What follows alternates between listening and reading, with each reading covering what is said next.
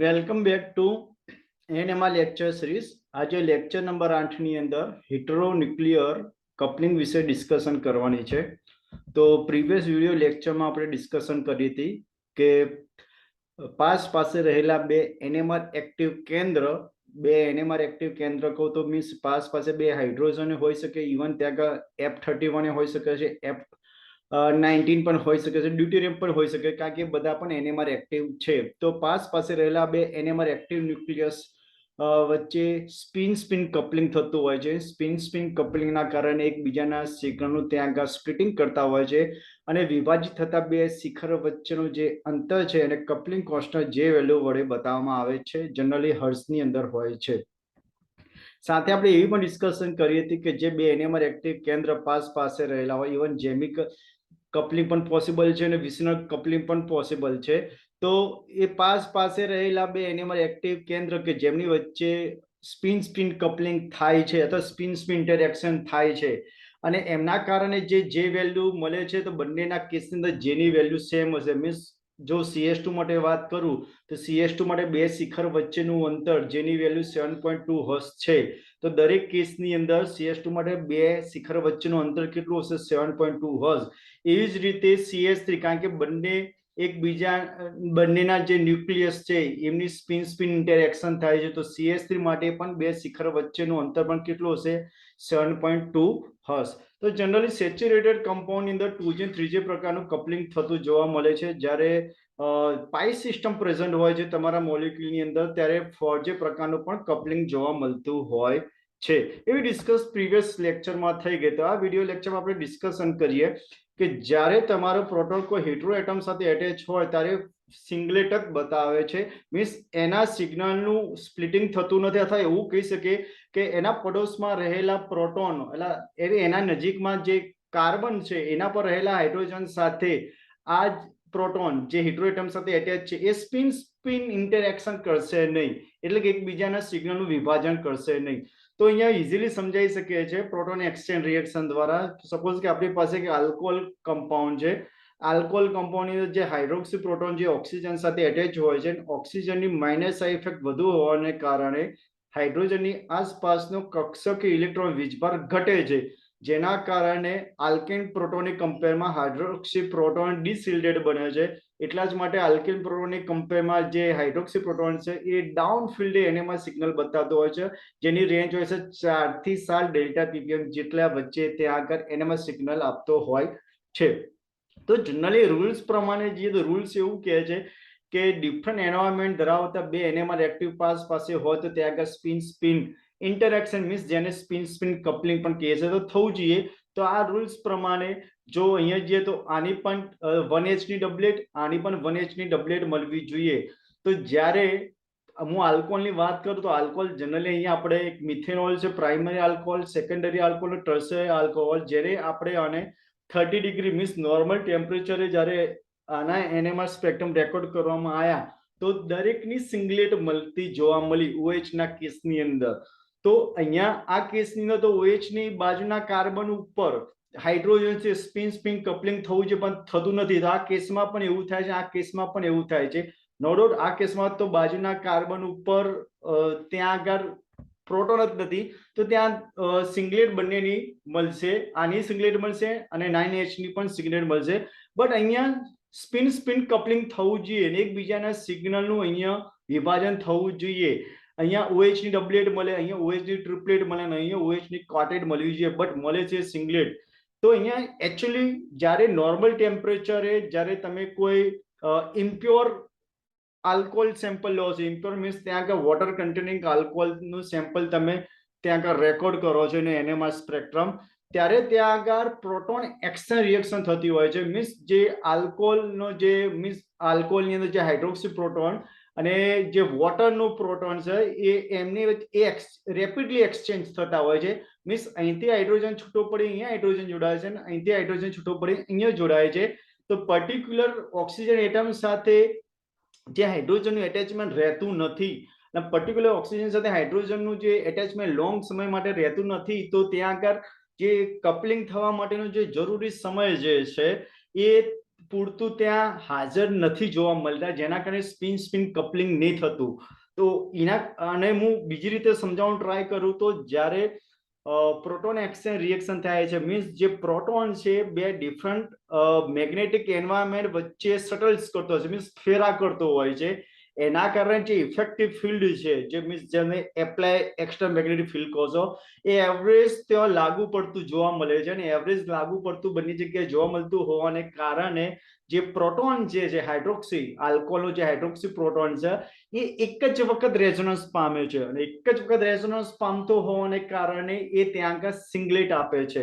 અથવા તમે એવું કહી શકો છો કે અહીંયા જે પ્રોટોન એક્સચેન્જનો જે રેટ છે એ ખૂબ જ ફાસ્ટ હોય છે કમ્પેર ટુ કોઈ પણ ન્યુક્લિયસને રેઝોનન્સ થવા માટેનો સમય કરતા, જેના કારણે આ વધુ સમય લાંબા સમય માટે જોવા મળતું નથી. અને જોવા નથી મળતું એટલે જ સ્પિન સ્પિન કપલિંગ કરશે નહીં પડોશી પ્રોટોન સાથે. મીન્સ જે આર બરાબર ઇવન તમે CH3C2H5 લઈ શકો છો, તો મીન્સ તે પડોશી કાર્બનના હાઇડ્રોજન સાથે સ્પિન સ્પિન કપલિંગ કરશે નહીં. નહીં કરે એટલા જ માટે જે હાઇડ્રોક્સી પ્રોટોન છે એ પોતે એક સિંગલેટ બતાવે છે. સમટાઈમ્સ ઘણી વખત એવું પણ બને છે જ્યારે તમે ઇમ્પ્યોર આલ્કોહોલિક સેમ્પલ લો છો ત્યારે આલ્કોહોલનો જે હાઇડ્રોક્સી પ્રોટોન છે એ બીજા આલ્કોહોલના અણુના હાઇડ્રોક્સી પ્રોટોન સાથે એક્સચેન્જ પ્રક્રિયા ત્યાં કરતો હોય છે. અને આ રેપિડલી ખૂબ જ ફાસ્ટ હોય છે. ખૂબ જ ફાસ્ટ હોવાને કારણે એ જે પડોશી પ્રોટોન જે છે એ પડોશી પ્રોટોન સાથે સ્પિન સ્પિન કપલિંગ કરી શકતો નથી. તો એવા કેસમાં કે જ્યારે તમારા હાઇડ્રોજન હીટરો એટમ સાથે એટેચ છે, હીટરો એટમ જરૂરી નથી કે ઓનલી ફોર ઓક્સિજન જ હોય, ત્યાં આગળ સલ્ફર પણ હોઈ શકે છે, ત્યાં આગળ નાઇટ્રોજન પણ હોઈ શકે છે. તો એવા બધા જ કેસની અંદર ઇવન એસિડ છે C++ તો એસિડમાં પણ જે હાઇડ્રોજનનું એટેચમેન્ટ ની અંદર સાથે હીટરો એટમ સાથે થયેલું હોય છે, તે બધા જ કેસમાં એવા બધા જ ગ્રુપ ત્યાં સિંગલેટ બતાવતા હોય છે. કારણ કે અને એનું રીઝન એક જ છે, ત્યાં જે પ્રોટોન એક્સચેન્જ રિએક્શનનો જે રેટ છે એ ખૂબ જ ફાસ્ટ હોય છે એટલા માટે.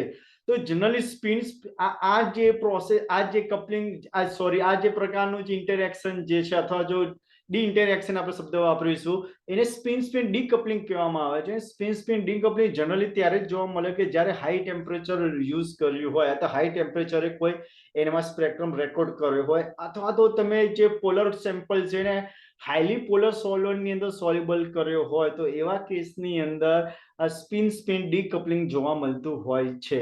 ઓકે, બટ હવે એવા કેસની વાત કરીએ કે જ્યારે સ્પિન સ્પિન કપલિંગ થતું હોય, જે કેસની અંદર તમારો હાઇડ્રોજન ત્યાં આગળ હીટરો એટમ સાથે જોડાયેલો હોય, તો જો તમે સેમ્પલ પ્યોર લીધો છે, હું કહી દઉં કે એનહાઇડ્રસ ફોર્મમાં લીધો છે, સપોઝ કે હું ઇથેનોલની વાત કરું આ કેસમાં, તો પ્યોર એનહાઇડ્રસ ફોર્મમાં છે, વોટર કન્ટેન્ટ એડ થયેલું નથી. ઇવન તમે જે સેમ્પલ જે સ્પેક્ટ્રમ રેકોર્ડ કરી રહ્યા છો સેમ્પલનો એનામાં સ્પેક્ટ્રમ, એ લો ટેમ્પરેચરે રેકોર્ડ કરી રહ્યા છો, મીન્સ -110°C ટેમ્પરેચરે. તો ત્યાં આગળ શું થાય છે, જે પ્રોટોન એક્સચેન્જની જે પ્રોસેસ છે સ્ટોપ થઈ જાય છે. અને જે પ્રોટોન એક્સચેન્જ થવા માટે જે જરૂરી એનર્જી છે એ લો ટેમ્પરેચરે એ ગેઇન કરી શકતા નથી. એટલા જ માટે જે તમારો જે પ્રોટોન છે લોંગ ટાઈમ માટે ઓક્સિજન સાથે ત્યાં જોવા મળતો હોય છે, જેના કારણે એ પડોશી પ્રોટોન જે ડિફરન્ટ એન્વાયરમેન્ટ ધરાવે છે એની સાથે સ્પિન સ્પિન કપલિંગ કરતો હોય છે. સ્પિન સ્પિન કપલિંગ કરશે તે સમયે એ સિગ્નલનું વિભાજિત થશે. તો સપોઝ હું એને અહીંયા ઇમેજ દ્વારા ઇઝીલી સમજાવી શકું છું કે અહીંયા મેં બે પ્રકારના એનામાં સ્પેક્ટ્રમ રેકોર્ડ કર્યા છે. એક મેં કર્યો છે નોર્મલ ટેમ્પરેચર, જ્યાં તમારો ઇમ્પ્યોર આલ્કોહોલ છે, મીન્સ વોટર કન્ટેનિંગ આલ્કોહોલ છે. એક એનામાં સ્પેક્ટ્રમ મેં રેકોર્ડ કર્યો છે -100°C ટેમ્પરેચર, પ્યોર આલ્કોહોલ છે, જ્યાં વોટર કન્ટેનિંગ નથી. તો અહીંયા તમે જોઈ શકો છો કે આ બંને કેસમાં શું મળે છે, સિંગલેટ સિંગલેટ મળે છે. કારણ કે એકબીજાના સિગ્નલનું સ્પ્લિટિંગ કરતા રેપિડલી પ્રોટોન એક્સચેન્જ રિએક્શનને કારણે. તો અહીંયા જો બંને સિંગલેટ મળે છે. હવે આ કેસની હું વાત કરું તો આ કેસમાં OH ની સિંગલેટ જ મળે છે અને CH2 ની ટ્રિપલેટ મળે છે. CH2 ની ટ્રિપલેટ મળવાનું કારણ પડોશી CH2 સમૂહની હાજરીના કારણે. ઓકે, આ કેસની વાત કરું તો OH ની શું મળે છે, સિંગલેટ જ મળે છે, યાની કે સ્પિન સ્પિન કપલિંગ નહીં થતું. અને CH ની મલ્ટીપ્લેટ મળે છે, મીન્સ હેપ્ટેટ મળે છે, કારણ કે ત્યાં આગળ બે CH3 સમૂહ જે છે નેબરની અંદર. N+1 રૂલ્સ પ્રમાણે. મીન્સ આ બંને વચ્ચે પણ સ્પિન સ્પિન કપલિંગ થતું નથી.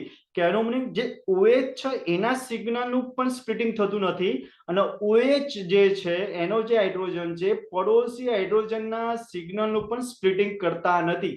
ડેફિનેટલી સ્પિન સ્પિન કપલિંગ નથી કરતા તો એકબીજાના સિગ્નલનું ત્યાં વિભાજન કરશે નહીં. એ રીતે આ બધે માર્ક કરીએ. અહીંયા OH માટે શું મળે છે? સિંગલેટ. જ્યારે આ કાર્બન ઉપર તો ઓલરેડી કોઈ પ્રોટોન જ નથી એટલા માટે આ ત્રણે જે CH3 છે એમની શું મળશે? સિંગલેટ. હવે વાત કરીએ જ્યારે તમે NMR સ્પેક્ટ્રમ રેકોર્ડ કરો છો -100 ડિગ્રી સેલ્સિયસ ટેમ્પરેચર તો પ્યોર સેમ્પલ લીધેલું છે એનહાઇડ્રસ ફોર્મમાં લીધેલું છે આલ્કોહોલ. તો અહીંયા તમે મિથેનોલ જોઈ શકો છો. તો અહીંયા એકબીજાના સ્પિન સ્પિન કમ્પ્લીટ પોસિબલ છે કારણ કે અહીંયા પ્રોટોન એક્સચેન્જનો રેટ છે એ ઓછો છે કમ્પેર ટુ જે પ્રોટોનનો રેઝોનન્સ થવાનો જે સમય છે અહીંયા વધુ છે. જેને આપણે કહીએ છીએ ન્યુક્લિયર ટ્રાન્ઝેક્શન ટાઈમ એ અહીંયા વધુ છે કમ્પેર ટુ પ્રોટોન એક્સચેન્જનો રેટ કરતા. એટલા માટે અહીંયા સ્પિન સ્પિન કપલિંગ થાય છે. સ્પિન સ્પિન કપલિંગ થવાના કારણે એકબીજાના સિગ્નલનું સ્પ્લિટિંગ કરે છે. અહીંયા 1 છે તે N+1 બરાબર CH3 ની ડબલેટ મળે છે અને અહીંયા બાજુમાં પડોશમાં 3 છે N+1 બરાબર OH ની ક્વાર્ટેટ મળશે. એવી રીતે અહીંયા તમે જોઈ શકો છો OH ની ટ્રિપલેટ મળે છે. OH ની ટ્રિપલેટ મળે છે અને CH2 માટે 2 અને 1 3 1 4 એટલે ક્વાર્ટેટ મળશે. 2 અને 1 3 વત્તા 1 4 એટલે શું મળશે? ક્વાર્ટેટ. એવી રીતે અહીંયા આ વાત કરું અહીંયા OH ની બાજુમાં એક પ્રોટોન છે એટલે OH ની ડબલેટ મળશે. જ્યારે CH3 માં 3 3 6 અને 1 7 એટલે ક્વાર્ટેટ મીન્સ મલ્ટીપ્લેટ મળશે. અહીંયા આ જો કે અહીંયા પડોશી જે કાર્બન ઉપર કોઈ પ્રોટોન જ નથી તો આ કેસની અંદર OH ની સિંગલેટ જ રહેશે અને મીન્સ અહીંયા પણ 9H ની શું મળશે? સિંગલેટ મળશે. જો કે આપણે 9H ઉપર ફોકસ નથી કરવાનું આપણું ફોકસ શું કરવાનું છે? OH જે હીટરો એટમ સાથે જે પ્રોટોનનું એટેચમેન્ટ છે એની પડોશના કાર્બન ઉપર હાઇડ્રોજન છે ત્યારે એ સ્પિન સ્પિન કપલિંગ થાય કે નહીં થતું એની ડિસ્કશન કરવાની છે. Okay done. તો કેવા કેસમાં થાય કેવા કેસમાં ન થાય? તો જનરલી આપણે NMR સ્પેક્ટ્રમ જે રેકોર્ડ કરીએ છીએ નોર્મલી ટેમ્પરેચર રેકોર્ડ કરતા હોઈએ છીએ અને યાદ રાખવાનું જ્યારે તમારું કોઈ પ્રોટોન હીટરો એટમ સાથે એટેચમેન્ટ છે ઇવન એસિડ હોય even alcohol even phenol group હોય ઇવન થાઇલ ગ્રુપ હોય કે ઇવન એમાઇન ગ્રુપ હોય તો એ કેસની અંદર ત્યાં આગળ એ પડોશી પ્રોટોન સાથે સ્પિન સ્પિન ઇન્ટરેક્શન કરશે નહીં અને જે એ પોતે જે છે આ પ્રકારના ગ્રુપ પોતે સિંગલેટ ત્યાં બતાવશે NMR સ્પેક્ટ્રમની અંદર. Okay, due to rapidly proton exchange reaction. Okay ને. હવે વાત કરીએ ડ્યુટેરિયમ એક્સચેન્જ રિએક્શનની. તો ડ્યુટેરિયમ પોતે પણ એક NMR એક્ટિવ કેન્દ્ર છે જ્યાં આગળ જેનો સ્પિન ક્વોન્ટમ નંબર I1 છે તો સ્પિન મલ્ટિપ્લિસિટી 2I+1 ત્યાં 3 મળશે. યાની કે એનું જે જ્યારે એને મેગ્નેટિક ફિલ્ડની વચ્ચે રાખે ત્યારે 3 પ્રકારના શક્તિ સ્તરમાં ગોઠવાશે મીન્સ 3 પ્રકારના સ્પિન ઓરિએન્ટેશન બતાવશે with the field against field અને એક એવી સિચ્યુએશન કે જ્યાં આગળ એક્સ્ટ્રા મેગ્નેટિક ફિલ્ડની એના પર કોઈ અસર થતી નથી. અને આપણે જાણીએ છીએ કે જ્યારે ડ્યુટેરિયમની બાજુની અંદર કોઈ પ્રોટોન છે ઇવન એ જેમિકલ હોય કે વિસિનલ હોય તો એ કેસની અંદર સ્પિન સ્પિન કપલિંગ થવું જોઈએ કારણ કે રૂલ્સ એવું કહે છે કે પાસે રહેલા બે NMR એક્ટિવ કેન્દ્ર વચ્ચે સ્પિન સ્પિન કપલિંગ થાય. જરૂરી નથી કે વિસિનલ હોય જેમિકલ પણ હોઈ શકે છે. તો આ કેસની અંદર હાઇડ્રોજનનું તો અહીંયા N+1 પ્રમાણે નહીં થાય કારણ કે ડ્યુટેરિયમની જે spin number of possible orientation 3 પ્રકારે પોસિબલ છે. 3 પ્રકારે પોસિબલ હોવાને કારણે ત્યાં આગળ 3 વખત આ રેઝોનન્સ થશે અને જેટલી વખત રેઝોનન્સ થાય એટલા ત્યાં આગળ ત્યાં પીક જોવા મળશે અથવા એટલા શિખર જોવા મળશે. તો ડેફિનેટલી અહીંયા 1H ની ટ્રિપલેટ મળે કારણ કે બાજુમાં પડોશમાં જે NMR એક્ટિવ કેન્દ્ર જે ડ્યુટેરિયમ છે એનું સ્પિન ઓરિએન્ટેશન 3 પ્રકારે પોસિબલ છે 1 2 3 જેટલા પ્રકારે પોસિબલ હોય એટલા જ પ્રકારે ત્યાં આગળ શિખર જોવા મળે. જેની ઇન્ટેન્સિટી કેટલી છે 1:1:1 કારણ કે એની જે પોસિબિલિટી છે સ્પિન પોસિબિલિટી છે એ ત્રણેયની એક છે એટલા માટે અહીંયા ટ્રિપલેટ મળવી જોઈએ બટ ટ્રિપલેટ મળતું નથી. એકચ્યુઅલી વિસિનલ હોય જેમિનલ હોય કે વિસિનલ હોય બંને કેસની અંદર રૂલ્સ પ્રમાણે તો ટ્રિપલેટ મળવું જોઈએ બટ ત્યાં આગળ એકચ્યુઅલી મળે છે એક શાર્પ ત્યાં આગળ બ્રોડ સિગ્નલ મળતું હોય છે અને બ્રોડ સિગ્નલ એટલા માટે મળતું હોય છે કારણ કે હાઇડ્રોજન ડ્યુટેરિયમનું જે કપલિંગ કોન્સ્ટન્ટ જે છે એ ખૂબ મચ વીકર છે કમ્પેર ટુ HH કપલિંગની કમ્પેરમાં મીન્સ એ મચ વીકર એટલે એકદમ વીકલી કપલિંગ કરતો હોય છે એચડી, જેના કારણે શું થાય છે કે જે ડ્યુટેરિયમ છે હાઇડ્રોજનના સિગ્નલનું સ્પ્લિટિંગ કરી શકતો નથી, અને સ્પ્લિટિંગ કરી નથી શકતો કારણ કે એક છઠ્ઠા ભાગનું હોય છે, એનું જે કપલિંગ કોન્સ્ટન્ટ જે હોય છે એ છઠ્ઠા ભાગનું હોય છે HH ની કમ્પેરમાં, એટલા માટે જે હાઇડ્રોજનના સિગ્નલનું શું કરે છે, સ્પ્લિટ નથી કરી શકતો, એક બ્રોડ સિગ્નલ બતાવે છે. જ્યાં સુધી ડ્યુટેરિયમની વાત થાય તો ડ્યુટેરિયમ માટે ડેફિનેટલી ત્યાં આગળ ડબલેટ મળશે, પણ ડ્યુટેરિયમ એ એની જે રેઝોનન્સ થવાની જે ઓપરેટિંગ ફ્રીક્વન્સી અને જે એપ્લાઇડ મેગ્નેટિક જે સ્ટ્રેન્થ જે છે એ અલગ છે પીએમઆર ની કમ્પેરમાં. એટલા જ માટે અલગ મેગ્નેટિક ફિલ્ડ જે પીએમઆર ફિલ્ડની અંદર એ જનરલી ડ્યુટેરિયમ પોતાનો જે સિગ્નલ છે બતાવતો નથી. અથવા એવું કહીશ પ્રોટોનના જે પીએમઆર ક્ષેત્ર છે 0 થી 20 ડેલ્ટા પીપીએમ ના ક્ષેત્રની અંદર ડ્યુટેરિયમ પોતાનું સિગ્નલ બતાવતો નથી. એટલા માટે ત્યાં એવું ફીલ થઈ કરી શકે, એવું કહી શકે કે ત્યાં આગળ કોઈ પ્રોટોન જ નથી. Okay done. તો આ વાત આપણે ઇઝીલી અહીંયા સમજાઈ શકીએ છીએ કે જ્યારે કોઈ કમ્પાઉન્ડની અંદર તમે હાઇડ્રોજનને ત્યાં ડ્યુટેરિયમ મીન્સ ડ્યુટેરિયમનું ત્યાં હાઇડ્રોજનને ત્યાંથી હટાવીને ત્યાં ડ્યુટેરિયમને તમે રિપ્લેસ કરો છો, તો એ કેસમાં શું થશે કે ડ્યુટેરિયમના કારણે એક તો પોતે જે હાઇડ્રોજન દ્વારા જે સિગ્નલ મળ્યો હતો જેને તમે દૂર કર્યો છે, જેનું રિપ્લેસમેન્ટ કર્યું છે, એ તો એ સિગ્નલ દૂર થશે, સાથે સાથે પડોશી જે પ્રોટોન જે છે એને મારે એક્ટિવ કેન્દ્ર કે જેના સિગ્નલનું એને વિભાજિત કર્યું છે એ પણ દૂર થશે. કેવી રીતે? અહીંયા હું બેટર રીતે સમજાવી શકું છું આ ઇમેજ દ્વારા. સપોઝ કે મારી પાસે એક એક્ઝામ્પલ છે ઇથાઇલ બ્રોમાઇડ, જ્યાં આગળ 3H ની ટ્રિપલેટ 2H ની ક્વાર્ટેટ મળે છે. તો અહીંયા જોયું 3H ની ટ્રિપલેટ 2H ની ક્વાર્ટેટ. હવે હું શું કરું છું, જે મિથાઇલ પ્રોટોન છે એને ડ્યુટેરિયમ વડે સબસ્ટિટ્યુટ કરતો જઉં સ્ટેપ બાય સ્ટેપ.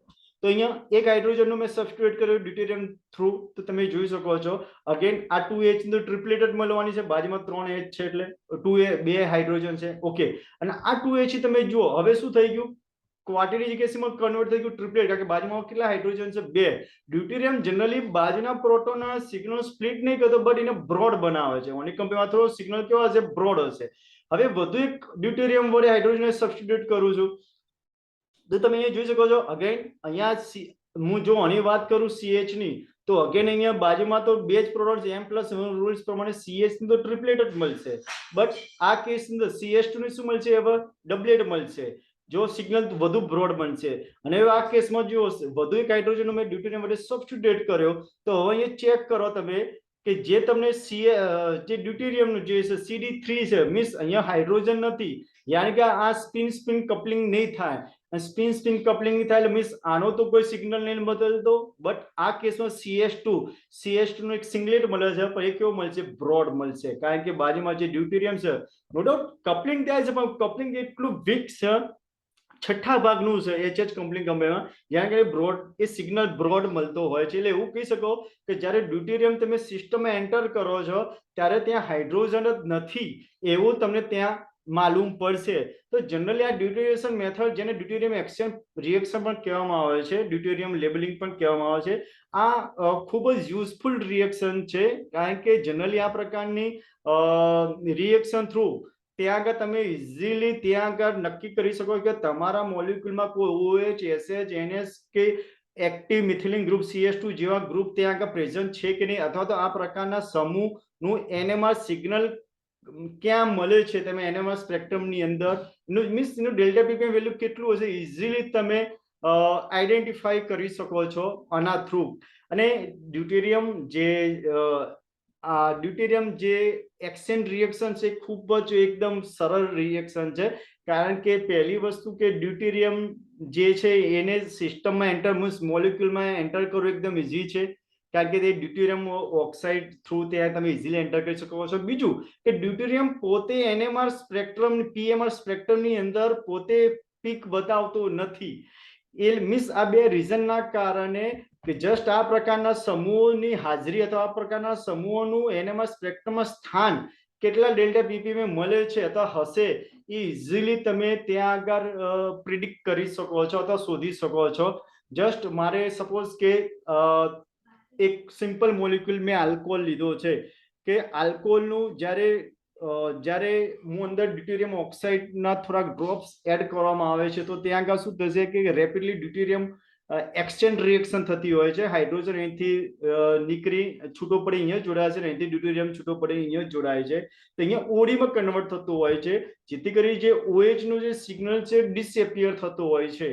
અને આ વાત હું ઇઝીલી એ રીતે સમજાવી શકું કે જ્યારે આ પ્રકારનું સમૂહની હાજરી નક્કી કરીએ તો આ પ્રકારના સમૂહનું સ્થાન નક્કી કરવું છે, તો ત્યાં આગળ બે પ્રકારના NMR સ્પેક્ટ્રમ લેવામાં આવે. એક તો જે તમારો ઓરિજિનલ જે સેમ્પલ છે એને જે તે સોલ્વરમાં ડિઝોલ્વ કરી એનો સ્પેક્ટ્રમ રન કરવામાં આવે છે, અને સાથે સાથે એ જે તમારું સેમ્પલ હતું જે OH SH NH CH2 containing જે સમૂહ કન્ટેનિંગ મોલેક્યુલ છે એને એ જ સોલ્વન્ટમાં ડિઝોલ્વ કરવામાં આવે છે. પણ સાથે સાથે જે સેકન્ડ નંબરની આપણે વાત થઈ એની અંદર ડ્યુટેરિયમ ઓક્સાઇડના થોડાક ડ્રોપ્સ એડ કરવામાં આવે છે, જેના કારણે જ્યારે સેમ્પલ રન કરવામાં આવે છે ત્યારે જે તમારો જે OH નું ઓડીમાં કન્વર્ટ થયું એ સેકન્ડ જે તમે NMR સ્પેક્ટ્રમ રેકોર્ડ કર્યો એની રીતે સિગ્નલ દૂર થઈ જશે, તો ઇઝીલી તમે આઈડેન્ટિફાઈ કરી શકો છો કે જે OH નું સિગ્નલ છે NMR સ્પેક્ટ્રમમાં કેટલા ડેલ્ટા ppm એ મળ્યું હશે.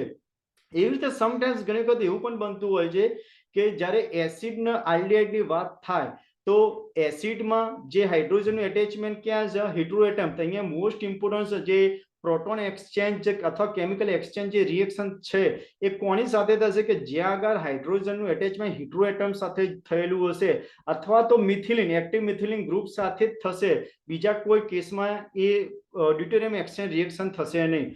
તો અહીંયા ઘણી વખત આલ્ડિહાઇડને જે એસિડ છે 9 થી 12 ડેલ્ટા ppm વચ્ચે ત્યાં પીક આપતા હોય છે, તો ત્યાં ઇઝીલી તમે ત્યાં પ્રિડિક્ટ નથી કરી શકતા કે ત્યાં આલ્ડિહાઇડનો NMR સિગ્નલ મળ્યો હશે કે એસિડનો. તો જનરલી એસિડ જો હશે હાજર તો ત્યાં આગળ ડ્યુટેરિયમ ઓક્સાઇડના ફ્યુ ડ્રોપ્સ એડ કરવાથી ત્યાં ડ્યુટેરિયમ એક્સચેન્જ રિએક્શન ઇઝીલી થાય છે, જેના કારણે જે તમે NMR સ્પેક્ટ્રમ નવો રેકોર્ડ કર્યો છે એની અંદર CWS નો જે 9 થી 12 વચ્ચે જનરલી ત્યાં આગળ NMR સિગ્નલ મળે છે એ ત્યાં ડિસએપિયર થશે. તો ઇઝીલી ત્યાં તમે પ્રિડિક્ટ કરી શકો છો અથવા તમે નક્કી કરી શકો છો કે તમારા જે મોલેક્યુલની અંદર જે પીક જે હતો એ એસિડ નો હોવું જોઈએ, કારણ કે આલ્ડિહાઇડ કેસની અંદર RC ડબલ બોન્ડ OH એટલે હાઇડ્રોજનનું એટેચમેન્ટ કાર્બન સાથે હશે આલ્ડિહાઇડમાં, હેટરોએટમ સાથે હોતું નથી. એટલે આલ્ડિહાઇડ જે છે ડ્યુટેરિયમ ઓક્સાઇડ સાથે ડ્યુટેરિયમ એક્સચેન્જ રિએક્શન આપતો નથી. આ મોસ્ટ ઇમ્પોર્ટન્ટ છે. ઇવન આ પ્રોસેસ એવી જગ્યાએ પણ કામ આવે છે કે જ્યારે NMR સ્પેક્ટ્રમની અંદર ઘણા બધા જે સિગ્નલ છે એકબીજાની નજીક મળતા હોય છે, અને નજીક મળવાના કારણે તમે ઇઝીલી નક્કી નથી કરી શકતા કે કયો સિગ્નલ કયા પ્રોટોનના કારણે મળ્યો હશે. તે સમયે આ જે ડ્યુટેરિયમ એક્સચેન્જ રિએક્શન છે મોસ્ટ તમને યુઝફુલ તમારા માટે ત્યાં આગળ એક્સચેન્જ રિએક્શન સાબિત થાય છે, કારણ કે ઇઝીલી તમે નક્કી કરી શકો છો કે OH નું હશે, SH નું હશે, NH નું હશે કે CH નું સિગ્નલ ક્યાં મળશે. Okay done. એવી રીતે આપણી પાસે એક એક્ટિવ મિથિલિન ગ્રુપ ધરાવતો એક CH2 સમૂહનું જે છે, કારણ કે આ કાર્બોનિલ સમૂહ છે અને આ જે એસિડિક નેચર બતાવે છે, કારણ કે આનો જે કોન્જુગેટ બેઝ મળશે એ સ્ટેબલ છે, રેઝોનન્સ સ્ટેબલાઇઝ છે ડ્યુ ટુ ફિનાઇલ ગ્રુપના કારણે રેઝોનન્સ સ્ટેબલાઇઝ છે. તો પિરિયડની હાજરીમાં અહીંથી પ્રોટોન દૂર થશે અને જે કોન્જુગેટ બેઝ મળે છે એ અહીંથી ડ્યુટેરિયમને એક્સટ્રેક્ટ કરે છે સોલ્વન્ટમાંથી અને ત્યાં CD2 માં કન્વર્ટ થાય છે. તો તે જેમને જે નવો NMR સ્પેક્ટ્રમ તમે રેકોર્ડ કરો છો જ્યાં આગળ તમે ડ્યુટેરિયમ ઓક્સાઇડના ફ્યુ ડ્રોપ્સ એડ કરે સેમ્પલમાં, તો ડેફિનેટલી ત્યાં આગળ સેકન્ડ જે NMR સ્પેક્ટ્રમમાં તો CH નું પીક ત્યાં આગળ ડિસએપિયર થશે. તો ઇઝીલી તમે ત્યાં નોટ કરી શકો છો કે જે OH SH NH આ બધા હેટરોએટમ છે. ઇવન ત્યાં એક્ટિવ મિથિલિન સમૂહ પણ આ પ્રકારની ડ્યુટેરિયમ ઓક્સાઇડ જે ડ્યુટેરિયમ એક્સચેન્જ રિએક્શન આપતા હોય છે. ઇવન NH માટે વાત કરું તો આ કેસમાં પણ એ હેટરોએટમ સાથે એટેચ હાઇડ્રોજન તો ડ્યુટેરિયમ ઓક્સાઇડ સાથે રેપિડલી ત્યાં આગળ ડ્યુટેરિયમ એક્સચેન્જ રિએક્શન આપે છે અને ત્યાં આગળ એનો જે સિગ્નલ છે NH નો ઇઝીલી ડિસએપિયર થાય છે. મીન્સ તમે આનું સિગ્નલ ડિસએપિયર થતા તમે ઇઝીલી અલગ બીજા સિગ્નલથી તેને અલગ પાડી શકો છો, અથવા તો તમે નક્કી કરી શકો છો જ્યારે બધા સિગ્નલ એકબીજાની નજીક મળે કે તમારા NH નો જે સિગ્નલ છે કેટલા ડેલ્ટા ppm એ મળ્યો હશે. એવી રીતે જ્યારે પડોશની અંદર NMR એક્ટિવ કેન્દ્ર તરીકે ફ્લોરિન હોય, F19 હોય, જનરલી ફ્લોરિન F19 માટે જે સ્પિન ક્વોન્ટમ નંબર 1/2 વેલ્યુ બતાવે છે. 1/2 એટલે ઓલમોસ્ટ એ હાઇડ્રોજનની જેમ જ બતાવતો હોય છે. સ્પિન મલ્ટિપલિસિટી ત્યાં આગળ 2 મળશે અને મીન્સ એનું સ્પિન ઓરિએન્ટેશન જ્યારે એને એક્સ્ટ્રા મેગ્નેટિક ફિલ્ડની વચ્ચે રાખવામાં આવે તો બે પ્રકારની સ્પિન બતાવે, કાં તો વિથ ફિલ્ડ કાં તો અગેન્સ્ટ ફિલ્ડ. યાની કે ફ્લોરિન પણ હાઇડ્રોજનની જેમ N+1 રૂલ્સ ફોલો કરે છે. તો હું અહીંયા સિમ્પલ સમજાવી શકું, કારણ કે હાઇડ્રોજન અને ફ્લોરિન વચ્ચેનું જે સ્પિન કપલિંગ છે સ્ટ્રોંગ છે, જ્યારે હાઇડ્રોજન ડ્યુટેરિયમ અને હાઇડ્રોજન નાઇટ્રોજન વચ્ચેનું જે સ્પિન કપલિંગ છે એક વીક છે. એટલા જ માટે હાઇડ્રોજન ડ્યુટેરિયમ હાઇડ્રોજન નાઇટ્રોજન જ્યારે નજીકમાં હોય ત્યારે હાઇડ્રોજનનો સિગ્નલ થોડો બ્રોડ મળતો હોય છે. જ્યારે પણ ફ્લોરિન હાઇડ્રોજનની નજીકમાં હોય તો તમે અહીંયા જોઈ શકો છો ડાયક્લોરો ડાયફ્લોરો ઇથેન. તો આ કેસની અંદર 2H ની ટ્રિપલેટ 2F ની ટ્રિપલેટ મળતી હોય છે, કારણ કે બાજુમાં બે ફ્લોરિન છે તો N+ રૂલ પ્રમાણે ત્યાં ટ્રિપલેટ મળશે. આ કેસમાં પણ ટ્રિપલેટ મળશે. પણ યાદ રાખજો કે જે ફ્લોરિનનો જે એબ્ઝોર્પ્શન એરિયા છે એ PMR કરતા અલગ છે. PMR ના તો ફક્ત 0 થી 20 ડેલ્ટા ppm જ છે, જ્યારે ફ્લોરિન માટે જેનો એબ્ઝોર્પ્શન એરિયા છે 0 થી 200 ડેલ્ટા ppm જેટલો છે. એટલે ઘણો ડિફરન્ટ મળતો હોય છે. જે PMR ફિલ્ડની અંદર એનો પીક જોવા મળશે નહીં ફ્લોરિનનો. ઓકે ના. જ્યાં સુધી ફ્લોરિનની વાત કરીએ, જે આપણે વાત થઈ હતી, જ્યારે ફ્લોરિન તમારા મોલિક્યુલમાં એકલો જ મીન્સ નજીકની અંદર ત્યાં કોઈ પણ NMR એક્ટિવ કેન્દ્ર પ્રેઝન્ટ નથી, તો ફ્લોરિન પણ પોતે એક સિગ્નલ બતાવે, કારણ કે પોતે એક NMR એક્ટિવ કેન્દ્ર છે જે સિંગલેટ બતાવશે, બટ એની રેન્જ છે PMR કરતા અલગ મળશે, અલગ મેગ્નેટિક ફિલ્ડ રેઝોનન્સ બતાવશે. એ રીતે આપણી પાસે બીજો મોલિક્યુલ છે જસ્ટ ફ્લોરોએસિટોન, કે જેની અંદર ફ્લોરિન અને હાઇડ્રોજન, નો ડાઉટ આ બંને વચ્ચે તો સ્પિન કપલિંગ થશે. અહીંયા CH2 ની શું મળે છે, અહીંયા 2H ની અહીંયા ડબલેટ મળશે, અહીંયા 2H ની ડબલેટ મળશે. બટ અહીંયા ઇન્ટરેસ્ટિંગ છે, અહીંયા 3H ની ડબલેટ મળે છે. તો અહીંયા શું થાય, લોંગ રેન્જ કપલિંગ થતું હોય છે. જ્યારે ફ્લોરિન અને હાઇડ્રોજન વચ્ચે જનરલી આપણે હાઇડ્રોજન વચ્ચે આપણે 2G 3G કપલિંગ જનરલી જોતા આવીએ છીએ. ઇવન 4G જોઈએ છે જ્યારે પાઈ સિસ્ટમ હોય ત્યારે. ઇવન HF વચ્ચે પણ ત્યાં આગળ લોંગ રેન્જ કપલિંગ થતું જોવા મળતું હોય છે. તો અહીંયા CS ને તમે જોઈ શકો છો, અહીંયા ડબલેટ મળે છે. તો સામાન્ય આપણે જો કપલિંગ રેન્જની વાત કરીએ, HF જેમિનલ કપલિંગની વાત કરીએ તો એની રેન્જ છે 42 થી 80 હર્ટ્ઝ, જે નોર્મલી PMR જે HH કપલિંગ કરતા ખૂબ વધુ હોય છે. Even HF vicinal coupling range છે 1.2 થી 30 હર્ટ્ઝ જેટલી જોવા મળતી હોય છે. ઇવન સમટાઈમ્સ જે તમારે એરોમેટિક સિસ્ટમમાં અગર ફ્લોરિન હાજર છે તો તેના ઓર્થોસ્તરમાં રહેલા હાઇડ્રોજન અથવા મેટાસ્તરમાં રહેલા હાઇડ્રોજન અથવા પેરાસ્તરમાં રહેલા હાઇડ્રોજન સાથે એ સ્પિન કપલિંગ કરતું હોય છે. તો HF ઓર્થો કપલિંગ કોસ્ટની વેલ્યુ 7.4 થી 11.8 CPS સાયકલ પર સેકન્ડ જેટલી મળતી હોય છે. HF મેટા કપલિંગ કોસ્ટની વેલ્યુ 4.3 થી 8.0 CPS મળતી હોય છે, અને HF પેરા કપલિંગ કોસ્ટની વેલ્યુ 0.2 થી 2.7 CPS જેટલી મળતી હોય છે. ઓકે ના. મીન્સ તમે એવું કહી શકો છો કે જેમ હાઇડ્રોજન વચ્ચે કપલિંગ કોસ્ટની વેલ્યુ જે ઇન્ટરેક્શન જોવા મળે છે, એવી રીતે HF કપલિંગ કોસ્ટમાં પણ ઇન્ટરેક્શન એરોમેટિક કમ્પાઉન્ડમાં જોવા મળતું હોય છે, જ્યાં આગળ હાઇડ્રોજનમાં જે ઓર્થો કપલિંગ કોસ્ટની વેલ્યુ સૌથી વધુ હોય છે, જ્યારે હાઇડ્રોજન એકબીજાના પેરા પોઝિશનમાં ત્યારે કપલિંગ કોસ્ટની વેલ્યુ, કારણ કે વીક કપલિંગ થતું હોય છે એટલા માટે. તો આ કેસમાં પણ અહીંયા વીક કપલિંગ થશે. તો જ્યાં સુધી વાત છે F19 ની, તો ફ્લોરિન જેમિનલ હોય કે વિસિનલ હોય તો એ પણ કપલિંગ વેલ્યુ બતાવે છે. તો એમની કપલિંગ વેલ્યુ જેમિનલ માટે 43 થી 370 CPS જેટલી હોય છે સાયકલ પર સેકન્ડ. વિસિનલ માટે 0 થી 39 CPS જેટલી હોય છે, જ્યારે સિસ ફ્લોરિન કપલિંગ વેલ્યુ 0.5 ની આસપાસ CPS ની વેલ્યુ મળે છે, જ્યારે ટ્રાન્સની વેલ્યુ 106 થી ત્યાં 148 CPS જેટલી વેલ્યુ મળતી હોય છે. Okay done. તો અહીંયા આપણે ખૂબ મોસ્ટ ઇમ્પોર્ટન્ટ ડિસ્કશન કરી. પહેલી ડિસ્કશન એ કરી કે જ્યારે હિટ્રોએટમ સાથે એટેચમેન્ટ હોય છે હાઇડ્રોજનનું, તો એ કેસમાં સ્પિન કપલિંગ કરશે નહીં. કયા કેસમાં? હિટ્રોએટમ એટલે જસ્ટ હું અહીંયા બતાવી દઉં કે જસ્ટ એ ફિનોલ ફોર્મમાં હોય, આલ્કોહોલ ફોર્મમાં હોય, કાર્બોક્સિલિક એસિડ હોય, એમાઇડ ફોર્મમાં હોય, એમાઇડ ફોર્મમાં હોઈ શકે, અને થાઇલ ફોર્મમાં, SH ફોર્મમાં. તો એવા કેસની અંદર જે નોર્મલી ટેમ્પરેચરે આપણે રેકોર્ડ કરીએ છીએ NMR સ્પેક્ટ્રમ એમનો, તે સ્પિન કપલિંગ નહીં કરે, એ ફક્ત પોતાનું એક જ સિગ્નલ બતાવશે. અને બીજું મોસ્ટ ઇમ્પોર્ટન્ટ કે જ્યારે NMR સિગ્નલ એકબીજાની નજીક મળતા હોય છે ત્યારે આપણે ઇઝીલી પ્રિડિક્ટ નથી કરી શકતા કયો સિગ્નલ કયા પ્રોટોનના કારણે મળે છે. તો એ સમયે તમે ડ્યુટેરિયમ એક્સચેન્જ રિએક્શન દ્વારા ઇઝીલી તમે જસ્ટ ટાઈપના કે OH, SH, NH, CH2 જેવા ગ્રુપને સિગ્નલને તમે બીજા સિગ્નલથી અલગ પાડી શકો છો. અને ત્રીજું મોસ્ટ ઇમ્પોર્ટન્ટ આપણે અભ્યાસ કર્યો કે HF કપલિંગ પણ પોસિબલ છે, કારણ કે F90 પણ પોતે એક NMR એક્ટિવ કેન્દ્ર છે. તો નો ડાઉટ ફ્લોરિન પોતા એક અલગ મેગ્નેટિક ફિલ્ડ રેઝોનન્સ પામે છે, જે PMR ની અંદર આવતું નથી. બટ HF કમ્પ્લીટ સ્ટ્રોંગ છે, જે એકબીજાના સિગ્નલનું ત્યાં સ્પ્લિટ કરે છે, વિભાજિત કરે છે. જ્યારે HD હાઇડ્રોજન ડ્યુટેરિયમ વચ્ચેનું જે ઇન્ટરેક્શન છે એ વીક કપલિંગ થતું હોય છે, જે એકબીજાના સિગ્નલનું સ્પ્લિટ કરતું નથી. એવી રીતે હાઇડ્રોજન અને નાઇટ્રોજન પણ એકબીજા સાથે વીક ઇન્ટરેક્શન કરે છે, જે એકબીજાના સિગ્નલને સ્પ્લિટ નથી કરતા. ડ્યુટેરિયમ નાઇટ્રોજન વચ્ચે જોડે જ્યારે હાઇડ્રોજન હોય છે, ત્યારે હાઇડ્રોજનના સિગ્નલને બ્રોડ બનાવતો હોય છે. ઓકે, તો આ વિડીયો લેક્ચર તમને પસંદ આવે તો મારી જે યુટ્યુબ ચેનલને સબસ્ક્રાઇબ કરો, લાઈક કરો અને મેક્સિમમ શેર કરો. Okay, thank you.